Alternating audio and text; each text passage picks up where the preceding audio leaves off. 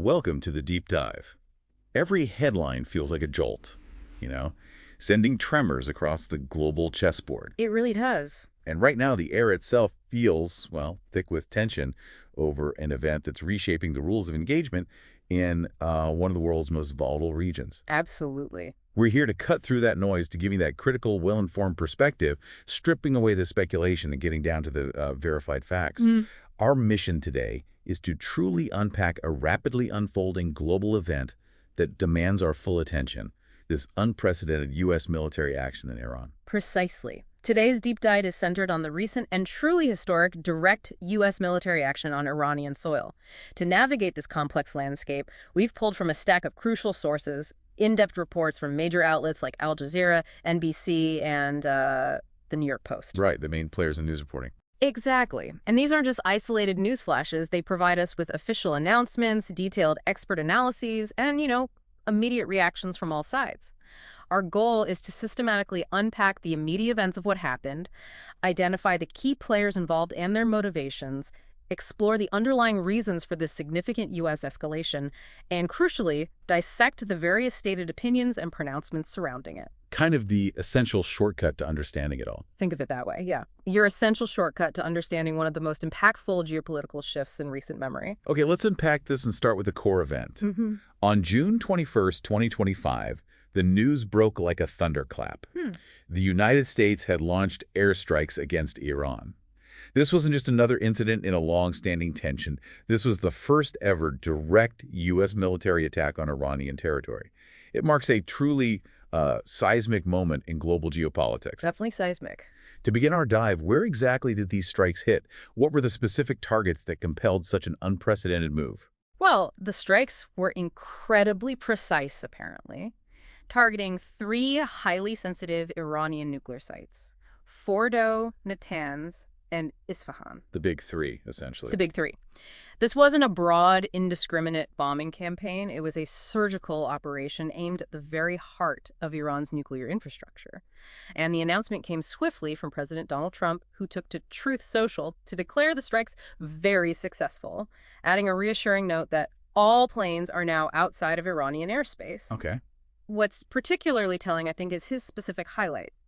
A full payload of bomb ES was dropped on the primary site, Fordow. Fordow specifically. Yes. That detail about Fordow and the full payload immediately signals the immense strategic importance and, frankly, the sheer intensity of the firepower brought to bear on that particular target.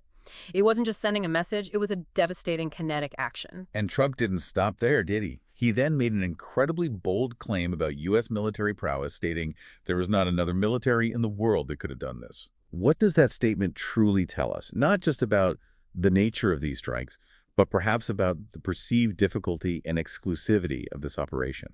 That statement speaks volumes, truly. It isn't just bravado, though there's probably some of that too. Sure. It's a strategic assertion. It implies that the targets, especially Fordow, presented an unparalleled challenge, a challenge that only specific American military assets and capabilities could overcome.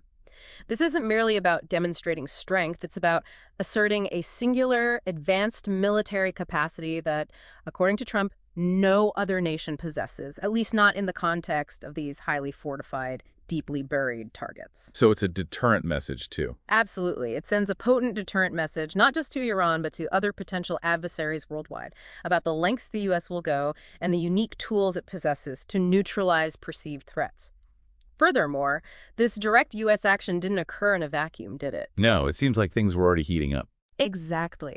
It represents a major escalation of a military conflict that had already begun the previous week, primarily between Iran and Israel. Israel, in fact, had been conducting its own ongoing air campaign against Iranian targets for days. Right. So the U.S. wasn't initiating conflict from a standstill. It was effectively joining an already active, intensifying theater of operations. So while the U.S. was making its dramatic move, Israel had already been heavily involved, right? It wasn't as if they were waiting for the U.S. to lead. They were already on the offensive. You're absolutely right. Can you detail exactly what Israel's forces were doing and what kind of impact their operations had before the U.S. entered the fray with these direct strikes? Yes, Israel had initiated a significant and sustained campaign against Iran even before the U.S. joined the offensive. For at least a week prior to June 21st, Israeli forces had been targeting a range of military facilities and nuclear sites across Iran. Reports from the region paint a pretty grim picture of the impact. Israeli officials claim these attacks had resulted in the deaths of several of Iran's top military commanders and, significantly, at least 9 scientists working directly on nuclear enrichment. Wow. Top commanders and scientists. Yes, hitting both the military leadership and the technical expertise. Furthermore, multiple enrichment facilities themselves were reportedly damaged.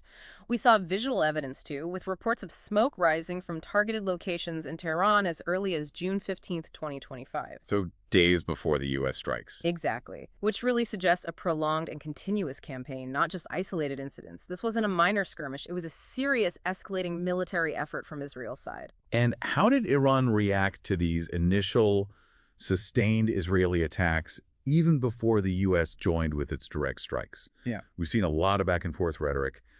But what was Iran's immediate, kinetic retaliation to what Israel was doing? Well, Iran's response was swift and direct, confirming the kinetic nature of the conflict. In immediate retaliation for Israel's strikes, Iran launched dozens of drones towards Israel. Drones, okay. Yeah. And this wasn't just a symbolic gesture. It illustrated how rapidly the broader conflict was intensifying, with sources observing that nations continued to trade deadly and destructive blows. It was a clear sign that Iran wouldn't just absorb the attacks passively. No sitting back. No. We also have specific instances, such as Iran launching retaliatory missiles that struck Herzliya in central Israel on June 17, 2025. So missiles, too. It was escalating significantly. Definitely. So you can see the stage was already set for a highly volatile and rapidly escalating situation. Direct military engagement from both sides was already the norm, long before the U.S. became directly involved in offensive strikes on Iranian soil. A real pressure cooker. It was a pressure cooker, yes. And the U.S. stepped right into it. Now that we've established the immediate events, let's talk about the key figures involved. When we look at who was steering this ship, President Trump is undeniably front and center in both the public announcements and the, complex decision-making process. What can you tell us about his central and, at times, seemingly contradictory role? President Trump's role has indeed been incredibly pivotal, marked by a fascinating duality, you might say. How so? Well, while he was the one making these very public, definitive announcements about the strikes, behind the scenes, our sources indicate he had been vacillating significantly. He was pulled between a stated desire to seek a diplomatic deal with Iran, even going so far as to set a 2-week deadline for renewed negotiations, emphasizing a preference for a non-military path. Right. I remember that deadline. Yes. And then on the other hand, the increasing pressure to approve military action. The crucial turning point appears to have been a briefing on June 8, 2025 from Air Force General Dan Kane, The chairman of the Joint Chiefs of Staff. Correct. This briefing, which reportedly laid out Israel's escalating concerns and potential U.S. options for support, seems to have convinced Trump that Israel's heightened anxiety over Iran's nuclear enrichment capabilities was warranted. This led to his tacit approval and limited U.S. backing for Israel's ongoing operations, which ultimately paved the way for the direct U.S. strikes we're discussing now. So a clear trajectory then. A trajectory from reluctant diplomacy to decisive military action, yes. It sounds like this wasn't an isolated, sudden decision from Trump. Rather, it was part of a broader, continuous U.S. support strategy for Israel. That seems right. What was the U.S. military's involvement beyond just these direct strikes on Iranian nuclear facilities? How deeply interwoven was the U.S. presence? Precisely. The U.S. military's involvement was continuous and multifaceted, extending far beyond the direct offensive strikes. Even before the bombing of Fordow, the U.S. was providing crucial intelligence to Israel for its initial strikes. Crucial intelligence. That's significant. It is. This wasn't just a casual exchange. It implies a deep level of cooperation in identifying targets, understanding their vulnerabilities, maybe even planning operations. Furthermore, the United States had been consistently supplying munitions and advanced defense systems to Israel. Things like ground-based interceptors and ships designed to defend against Iranian missile attacks during the retaliatory phase of the conflict. It was providing the shield as well as helping with the sword. Exactly. Providing both the sword and the shield, so to speak. So, while the direct strikes on Fordow, Natanz, and Isfahan marked an unprecedented offensive step, the U.S. had already been an unproven essential partner in Israel's defense and initial offensive operations. Moving over to Israel's perspective now, what was their core driving force in all of this? What exactly were they trying to achieve with their campaign against Iran? It sounds like there was a very clear, almost existential strategic objective from their side. Oh, absolutely. From Israel's vantage point, their objective was articulated with stark clarity and a real sense of urgency. Israeli Prime Minister Benjamin Netanyahu had publicly framed their entire campaign as a mission to dismantle Iran's missile and nuclear capabilities. Dismantle them entirely. That was the framing. He didn't just describe these capabilities as a threat. He consistently labeled them as an existential threat to Israel. Existential, that's strong language. Very strong. And that framing is crucial because it underscores the profound gravity with which Israel viewed Iran's nuclear program and its advanced missile technology. For them, it wasn't just a matter of regional power dynamics. It was seen as a direct peril to their very existence, necessitating preemptive and decisive military action. A national security doctrine, really. Exactly, born from deep historical anxieties. And we also heard from Israel's ambassador to the U.S., Yekiliter, right?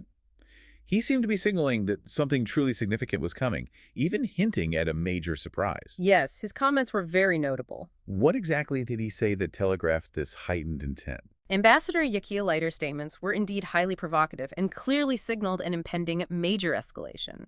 He publicly warned of a surprise attack coming on Thursday or Friday, just days before the U.S. strikes actually happened. His language was exceptionally stark. He went so far as to suggest it would make Israel's previous Hezbollah pager detonation operation look simple. Wow, and that pager operation was huge. It was huge, widespread, synchronized, caused chaos across Lebanon, designed to cripple Hezbollah's communications. For Leiter to claim that this new, impending action would dwarf that, well, it was a clear, unambiguous signal of Israel's determination to stop Iran's capabilities. No holding back. No. He explicitly stated, and I quote, "Let's just say the world will understand how serious we are about stopping Iran's capabilities, and not just in Gaza or southern Lebanon." So a much broader target set in mind. Exactly. This statement highlighted a strategic focus that extended far beyond immediate regional conflicts, targeting Iran's core strategic assets and capabilities directly. It was a declaration of intent for a new, bolder phase of confrontation. On the other side of this rapidly escalating conflict, Iran's leaders were certainly not silent. What was their perspective, their public stance, in the face of these intense attacks and escalating threats from both Israel and the U.S.? Well, from Iran's perspective, their stance was one of unyielding defiance and a clear commitment to retaliation. Foreign Minister Abbas Araqi publicly stated unequivocally that negotiations with the U.S. would not happen until Israeli aggression stops. A clear red line. A very firm red line in the sand, yes, indicating that any diplomatic path was contingent on an immediate cessation of hostilities. Furthermore, he explicitly promised retaliation if Trump launched an attack, leaving no doubt about their readiness to respond militarily to any further aggression. This shows a leadership prepared to endure and counter rather than concede. And then their Supreme Leader, Ayatollah Ali Khamenei, his response, particularly on X, formerly Twitter, was remarkably defiant and uncompromising. What was his precise message to the world and to the U.S.? Khamenei's message was indeed a powerful rejection of any perceived weakness or surrender. On X, he rejected Trump's demands in the strongest possible terms, calling Trump's rhetoric absurd. Absurd. Absurd. He declared in no uncertain terms that the Iranian nation isn't frightened by such threats and vowed that they will never surrender. This was a clear public declaration meant to rally the nation and send an unmistakable signal of unwavering resolve to their adversaries. And they issued warnings, too, right, about U.S. involvement? Oh, yes. To further amplify the gravity of the situation, a spokesperson for Iran's foreign ministry issued a stark and chilling warning. Direct U.S. involvement in the conflict would trigger all-out war in the region. All-out war. That's incredibly serious. Extremely serious. It demonstrates Iran's firm commitment to resistance and their clear red line regarding direct U.S. intervention, signaling a willingness to escalate to a wider, potentially devastating regional conflict rather than capitulate. Beyond the immediate players, the U.S., Israel, and Iran, were there any other international players attempting to de-escalate the situation, or perhaps assessing the broader implications, or was this purely a, three-way confrontation? It wasn't purely bilateral or trilateral, though external mediation attempts were ultimately rebuffed. We know that Russian President Vladimir Putin reportedly offered to mediate between Israel and Iran amidst the escalating conflict. Putin offered to mediate? Reportedly, yes.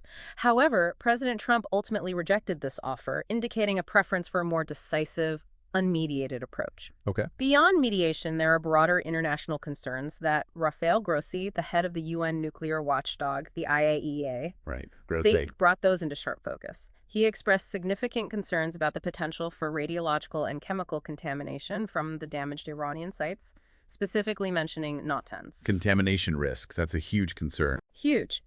While he initially noted that radiation levels remain normal outside the facilities, he highlighted that the ongoing military escalation dramatically increases the risk of a radiological release. So the fighting itself increases the danger from the damaged sites? Precisely. This raises a profound question about the long-term environmental and public health risks that extend far beyond the immediate conflict zone. It forces us to consider the humanitarian implications of targeting nuclear facilities, where collateral damage could be catastrophic. It could mean widespread long-term contamination impacting generations.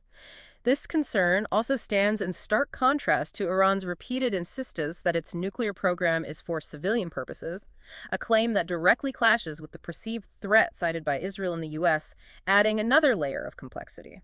Okay, here's where it gets really interesting, and we delve into the crucial why behind U.S. participation, especially these unprecedented direct strikes. All the sources seem to circle back to one specific location, the Fordow nuclear facility. Fordow. Why was the U.S. so specifically involved? And what is so uniquely special about this Fordow site that it necessitated direct American military intervention? Fordow is indeed the strategic imperative, the linchpin, really, that dictated U.S. involvement. Let's delve into its details. It's located approximately 95 kilometers, that's about 60 miles southwest of Tehran, but its critical feature is its unique construction. Fordow is built deep into a mountain. Into a mountain, not just underground. Exactly. This isn't just buried, it's reportedly buried an astonishing 80 to 90 meters, or maybe 260 to 300 feet beneath solid rock. Wow. That's incredibly deep. Incredibly deep. It serves as a crucial fuel enrichment plant, considered absolutely central to Iran's nuclear program, and is believed to house significant quantities of enriched uranium and advanced centrifuges. Its operational history is important, too. Construction began around 2006. It became operational in 2009. Under the 2015 JCPOA nuclear deal, enrichment activities there were halted. Right, the Iran deal. Yes. But after the U.S. withdrew from that agreement in 2018, Iran controversially resumed uranium enrichment at the facility. And its proximity to Qom, a significant city of 1.4 million people, also adds a layer of immense concern. Yeah, potential fallout near a major city. Exactly, both in terms of potential fallout and the strategic implications of targeting a facility so close to a major population center. So it's deep.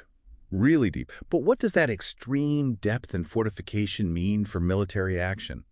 It sounds like it presents an almost insurmountable challenge for any conventional strike, and maybe explains why this single site became so pivotal. You've hit on the precise reason for U.S. intervention. Its depth isn't just a number, it's a defiant strategic statement. Imagine building your most critical asset not just underground, but essentially inside a mountain, layered with hundreds of feet of solid rock and reinforced concrete. Almost impenetrable. Almost. Experts had explicitly warned that Fordow could only be destroyed by a specific type of bunker-busting bomb due to its extreme depth and fortification. This is where the unique U.S. capability becomes indispensable. The GBU-57 Massive Ordnance Penetrator, or MOP. The MOP, I've heard of that. Yes. This isn't just a big bomb. It's essentially a kinetic earth-boring machine. Weighing approximately 30,000 pounds, that's 13,600 kilograms, it carries a 6,000-pound warhead. But its true genius lies in its design.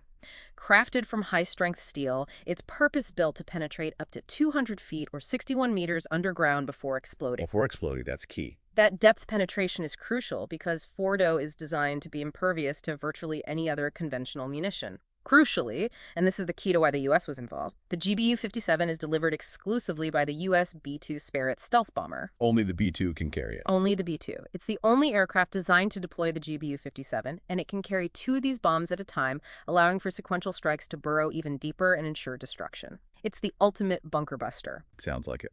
Bringing the bunker to the surface from within. That's a good way to put it. That's a critical distinction then. Yeah. So Israel, despite having its own formidable military and, U.S.-made bunker busters, simply didn't have the capability to tackle Fordow on its own. This is why the U.S. felt compelled to step in. Precisely. This capability gap is exactly why U.S. participation was deemed not just beneficial, but absolutely necessary. While Israel does operate U.S.-made bunker busters, things like the GBU-28 and BLU-109, Right, draw from fighter jets. exactly, typically dropped from fighter jets of the F-15. But these weapons have a much shallower penetration range. They are simply not capable of reaching Fordow's extreme depths, built deep inside that mountain. One source explicitly stated that this specific capability gap made direct U.S. participation necessary for any successful airstrike on Fordow. Necessary, not just helpful. Necessary. And we know from the reports that Israel had explicitly asked the U.S. to intervene specifically for this site, underscoring their recognition of this unique American military advantage. This wasn't merely about solidarity or general support. It was about addressing a critical, unmet military requirement that only the U.S. could fulfill to neutralize what Israel perceived as an existential nuclear threat. We touched on President Trump's initial reluctance to engage militarily, favoring negotiations instead.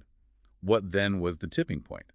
The specific catalyst that triggered his ultimate decision to go in with what he referred to as overwhelming force. Yeah, how did he shift from diplomacy to such decisive military action? Exactly. Trump's shift was indeed quite dramatic, revealing a fascinating internal calculus.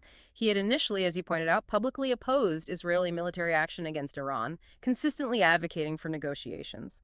He had even given Iran that strict 2-week deadline to strike a new deal. Trying to force a deal. Seemingly, yes, signaling a genuine attempt to de-escalate through diplomacy. However, the pivotal moment, the point of no return, it seems, appears to have been that June 8th briefing from General Dan Kane. The Joint Chiefs Chairman. Yes. This briefing, which focused intently on Israel's comprehensive plans and the various U.S. options for supporting its operation, seems to have fundamentally altered Trump's perception. It was during this briefing that Trump reportedly became convinced that Israel's heightened anxiety over Iran's accelerating nuclear enrichment capabilities at sites like Fordow was entirely warranted. So the briefing was key. It appears so. This led directly to his tacit approval for Israel to conduct its strikes, and crucially, his decision to provide limited U.S. backing, which, as we now know, escalated into the direct, unprecedented U.S. strikes on Fordow and other sites. And his rhetoric really escalated dramatically in the days leading up to these strikes. It wasn't just behind-the-scenes decision-making anymore. He was making increasingly aggressive public statements. What exactly was he saying, and how did that telegraph his intentions to the world? His public statements became a crucial barometer of his escalating intent. On Tuesday, just days before the actual strikes, he took to Truth Social with a stark demand, calling for Iran's unconditional surrender. Unconditional surrender. No room for negotiation there. Not much, no. It was a significant and unmistakable rhetorical shift from diplomacy to overt demands for capitulation. The very next morning, on Wednesday, he maintained a calculated ambiguity for reporters outside the White House, stating, "I may do it, I may not do it, nobody knows what I'm gonna do." Keeping people guessing. Kind of. But he quickly clarified his unconditional surrender remark, explaining, "That means I've had it. Okay, I've had it. I give up. No more." He then added the chilling threat, laying out the consequences if Iran did not surrender. Then we go blow up all the, all the nuclear stuff that's all over the place there. Explicitly threatening the nuclear sites. Very explicitly. He also claimed that Iran had blown through a 60-day deadline to strike a deal, indicating his patience had reached its absolute limit. This clear trajectory, from vague threats to direct, public promises of military destruction, set the stage for the dramatic action that followed. Given the monumental nature of this decision to intervene directly, did this sit well with everyone within his political circle and the broader Republican Party? Was there broad consensus, or were there voices of dissent? That's a vital question, and the sources indicate a clear division. U.S. involvement had divided Republicans, including Trump's closest allies. Divided even his closest allies. Yes. This suggests that even within his core support base, the decision to engage directly in military action against Iran was not universally embraced. We likely saw a split. Some more traditional interventionist Republicans probably welcomed the assertive use of military power against Iran. The peace through strength wing. Exactly, viewing it as a necessary step to curb Iran's nuclear ambitions. Others, perhaps more aligned with a non-interventionist or America First stance, might have questioned the wisdom of further entanglement in such a volatile region, especially given the immense potential for blowback or unforeseen consequences. And the cost, presumably. And undoubtedly the fiscal conservatives concerned about the immense financial cost of such an operation and its aftermath. This wasn't a unanimous cheer, it was a complex calculation, and it created divisions. Okay. Beyond the direct Fordow strike, what other forms of support did the U.S. provide or prepare for that demonstrate its broader strategic objectives here? It wasn't just that one singular operation, was it? Not at all. The U.S. contributions extended significantly beyond the Fordow strike itself, painting a picture of comprehensive strategic support. For Israel's initial week-long campaign of strikes, it's reported that Israel leaned heavily on U.S. intelligence. Leaned heavily suggests deep involvement. It does. It suggests a deep level of cooperation and target acquisition, analysis, planning. Essentially, the U.S. was acting as Israel's eyes and ears in a highly complex operational environment. Beyond intelligence, the U.S. also provided crucial munitions and advanced defense systems. During the retaliatory phase, the U.S. actively used ground-based interceptors and ships to defend Israel against the barrage of Iranian missile attacks. Acting as the shield again. Exactly, essentially acting as Israel's protective shield. Furthermore, and this is a key indicator of readiness for broader engagement, the U.S. deployed 6 B-2 stealth bombers to be on standby for a strike. 6 B-2s on standby. That's serious commitment. Very serious. It wasn't just symbolic. It demonstrated a clear willingness to commit significant military resources and projected a prepared posture for continued or expanded military engagement far beyond the immediate Fordow operation. So if we connect all these pieces, from the intelligence sharing to the defensive systems and the direct offensive strikes, what does this all mean for the U.S.'s overarching strategic objectives here?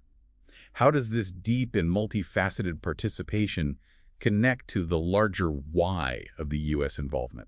Right. If we connect all these threads to the bigger picture, the U.S. participation represents a profound shift in its strategic posture in the Middle East. It moved decisively from primarily intercepting missiles on Israel's behalf, essentially a defensive supportive role. Which they had done before. Which they had done before, yes. To actively conducting offensive strikes itself on Iranian soil. This shift was fundamentally driven by the unique and critical capability needed to neutralize key Iranian nuclear facilities like Fordow, which, as we've discussed, Israel simply couldn't reach effectively. So the strategic rationale was multifaceted. First, to directly eliminate a perceived existential threat to a key ally that only U.S. capabilities could effectively address. Addressing the capability gap. Yes. Second, to provide comprehensive, integrated support to Israel in a conflict that had already escalated dramatically. And third, to project an unambiguous message of resolve and unparalleled military might to Iran and the wider region. A very clear statement. A very clear statement that when its strategic interests or those of its closest allies are at stake, the U.S. is prepared to use its full spectrum of military capabilities. Now let's turn our attention to the public statements and pronouncements, the sort of official narrative put forth by each key player. Starting with President Trump. What was the very specific message he wanted to send to the world immediately after these unprecedented strikes? Immediately after the strikes, President Trump conveyed a fascinating dual message, a classic blend of triumph and invitation. He declared the operations very successful, emphasizing the operational success and precision.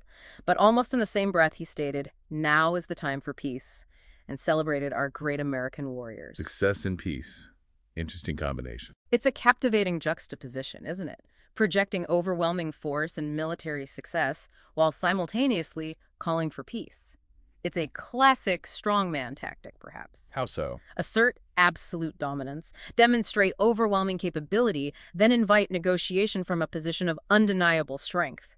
The message is, we've shown what we can do, now let's talk, but on our terms. Leveraging kinetic action for diplomacy. Attempting to, yes. Right. Leveraging kinetic action into diplomatic advantage. But before that, his rhetoric was quite aggressive, demanding unconditional surrender. How do we reconcile that incredibly forceful demand with his later call for peace? It seems like a significant contradiction, or at least a highly deliberate strategic maneuver. That's a crucial observation, and it highlights the complex, even contradictory nature of his messaging.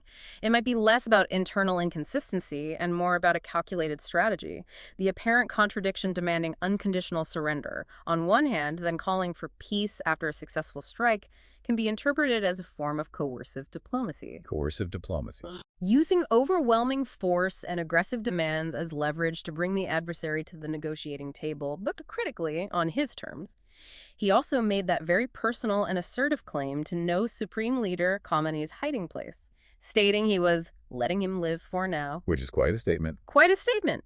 This kind of personal threat reinforces the idea of absolute dominance and control. Furthermore, his public rejection of Putin's offer to mediate indicates a clear preference for a more decisive outcome, shaped by American military action, not external diplomacy. So, peace on his terms, dictated by strength. It frames peace not as something mutually negotiated from balance, but rather dictated from overwhelming military superiority. It implies you have two choices, surrender and peace, or continued destruction. How did Iran react to Trump's very direct demands and, of course, the U.S. strikes themselves? We know they were defiant, but let's detail that defiance and their warnings. Well, Iran's reaction was characterized by unwavering defiance, clear red lines, and stern warnings. Foreign Minister Abbas Araqi explicitly stated that negotiations with the U.S. would not happen until Israeli aggression stops. Holding firm on that condition. Absolutely, effectively drawing a very firm line in the sand. He also reiterated their promise of direct retaliation if Trump launched an attack, leaving no doubt about their readiness to respond militarily and perhaps disproportionately. This showed absolutely no sign of yielding to pressure, even in the immediate aftermath of direct U.S. military action. Their message was one of resolute, unbending resistance. Projecting an image of not being intimidated. Precisely. And Supreme Leader Khamenei's public statements were particularly clear and uncompromising, weren't they? He truly didn't mince words, especially on social media. Absolutely. Khamenei's statements on X were a direct, powerful, and uncompromising rejection of Trump's posturing and demands. He publicly called Trump's rhetoric absurd. Very dismissive and defiant response to the call for unconditional surrender. He then declared, in no uncertain terms, that the Iranian nation isn't frightened by such threats, adding with absolute resolve, "We will never surrender in response to the attacks of anyone." A strong message of national resolve. Extremely strong, designed to rally the Iranian people and send an unmistakable signal that capitulation was not an option. And then there was that warning from the foreign ministry spokesperson. The all-out war warning. Exactly. That direct U.S. involvement would trigger all-out war in the region. This demonstrates Iran's deep commitment to resisting what it perceives as external aggression, even if it means escalating to a wider, potentially devastating regional conflict. A defiant stand, seemingly prepared for the worst. It appears so. From Israel's perspective, this entire campaign, both their own and the U.S. involvement, was consistently framed as an absolute necessity. What was their ongoing justification for these actions against Iran? From Israel's perspective, the justification wasn't just clear, it was framed in terms of fundamental survival. Prime Minister Benjamin Netanyahu consistently and forcefully articulated the campaign as a mission to dismantle Iran's missile and nuclear capabilities. His choice of words, as we mentioned, was crucial. Existential threat. Right, the existential threat language again. Yes. This deep-seated security concern, born from years of regional tension and Iran's stated hostile intentions, became the primary moral and strategic underpinning for all their actions. It was about preemptive defense against a perceived ultimate danger. An imperative superseding other considerations. That seems to be the framing, yes. And the Israeli military wasn't just operating in the present, they were also issuing very clear warnings about their future intent. What was their message moving forward regarding any potential Iranian efforts to reconstitute their capabilities? Yes, the Israeli military, through its official channels, sent a very direct and stern message about future actions. IDF spokesman Barak, General Effie Defrin, made it unequivocally clear, stating, "If you try to restore the terror capabilities in the area, you will be targeted." A clear warning. No rebuilding allowed. Essentially, this statement underlines Israel's unwavering resolve to continue targeting any efforts by Iran to reconstitute its nuclear or advanced missile capabilities. It indicates their campaign wouldn't necessarily end with these strikes. It could be ongoing. It implies an ongoing effort, extending indefinitely to prevent any resurgence of the threat they believe Iran poses. It's a warning that the operational tempo could continue as long as perceived threats remain or reemerge.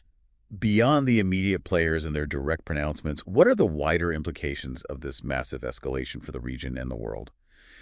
What else should we be thinking about in terms of broader fallout? The broader implications are indeed significant and multifaceted, rippling out in various directions. Domestically within the U.S., as we touched upon, the involvement had already divided Republicans, including Trump's closest allies. Political fallout at home. Potentially, yes, signaling possible complications for the administration and future foreign policy, creating fissures within the party. On a more global and humanitarian scale, the head of the UN nuclear watchdog, Rafael Grossi, raised those very serious and alarming concerns about contamination. Radiological and chemical contamination. Exactly. From damaged sites like Natanz. He warned that while initial radiation levels outside were normal, the ongoing military escalation dramatically increases the risk of a radiological release. A chilling prospect. It really is. This isn't just a technical concern. It raises the prospect of long-term environmental and public health catastrophes for the civilian population. A significant release could render vast areas uninhabitable for decades, cause widespread health issues. A lingering environmental disaster. Potentially. Impacting generations. This also starkly highlights the immense tension between Iran's repeated insistence that its nuclear program is solely for civilian purposes. Energy, medical isotopes, research, and the claims made by Israel and the U.S. regarding weaponization. That fundamental disagreement over intent. Yes, it remains a deeply destabilizing factor, underscoring the profound risks inherent in targeting nuclear infrastructure regardless of its stated purpose. This has truly been a complex and rapidly escalating situation, marked by that unprecedented U.S. military intervention, particularly targeting the Fordow facility. We've seen how strategically significant Fordow is buried deep within a mountain, and how the unique capabilities of the U.S. GMU-57 massive ordnance penetrator played such a decisive role in this decision to intervene directly. Absolutely central. It's clear that this isn't just another regional skirmish. It's a moment that could fundamentally redefine geopolitical dynamics in the Middle East and, frankly, beyond. And that leads us to some critical, unanswered questions that you, the listener, should continue to explore as this incredibly volatile situation unfolds. How will President Trump's seemingly contradictory call for "now is the time for peace," following on the heels of his demands for unconditional surrender and the direct military strikes, how will that ultimately be interpreted by Iran? Will they see it as genuine or just a threat? Exactly. Will they see it as a genuine invitation to negotiation from strength, or simply as a veiled threat, a cynical attempt to dictate terms after a devastating blow? And perhaps even more consequentially, how might Iran's declared never-surrender stance and its promises of retaliation shape the future trajectory of this conflict? What happens next? What happens next? What are the long-term implications of these events for regional stability, for global nuclear non-proliferation efforts, and for the delicate balance of power in the Middle East? These are not just academic questions. They are the critical unfolding realities that will define the region for years to come.